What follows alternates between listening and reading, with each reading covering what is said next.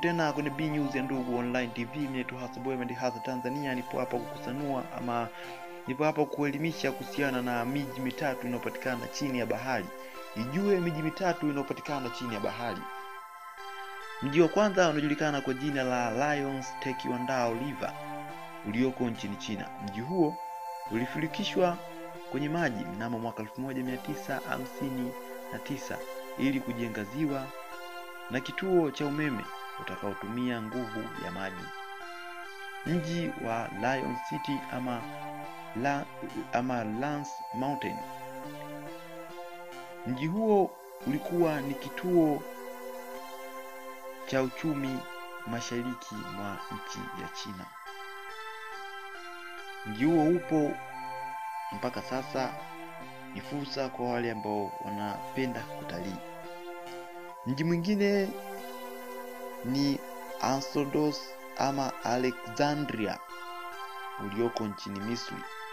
Mji huu ulikuwa ni island au kisiwa ambacho kilizama karne ya 4 na kinaaminiwa kuwa kilizama kwa sababu ya matetemeko ya ardhi, ambapo mji huu uligunduliwa katika bahari ya Alexandria mnamo mwaka 1996. Mji huu upo na unaweza kwenda kutembelea huko kwenye nchi ya Misri.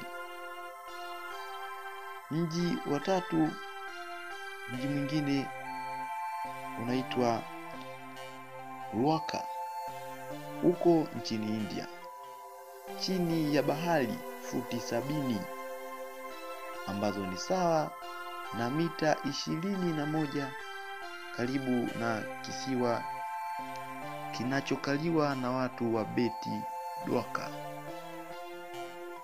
Nchini India, mji huo wa zamani ni hazina ya kweli katika nchi hiyo. Inasadikika ulijengwa takribani miaka 9,000 mpaka miaka 12,000 iliyopita. Na hiyo ndiyo miji mitatu inayopatikana chini ya bahari. Miji ya uhalisia, isiyo miji ya kusadikika, ipo. Unaweza kwenda kutalii na kuitazama. Asante sana kwa wewe ambaye umekwisha kusubscribe channel yetu ya Ndugu Online TV.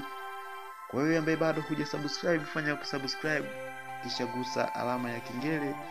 Utakuwa ukipata notification kwa kile ambacho tutakuwa tumekusogezea. Hola.